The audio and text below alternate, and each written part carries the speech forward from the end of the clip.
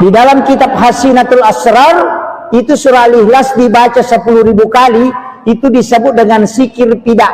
Itu pembebas dari api neraka. Coba buka kitab Hasinatul Asrar.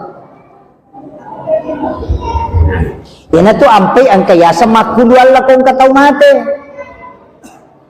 Mayasinan. Baca Yasin kalau malam Jumat. Kenapa?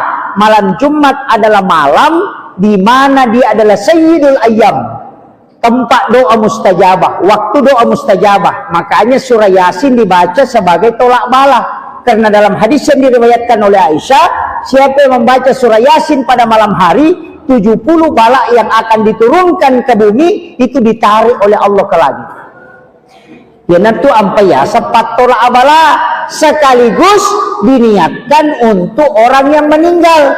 Karena Rasulullah mengatakan lakinu mautakum bi suratil Yasin li'annahu suratul Yasin qulubul Quran.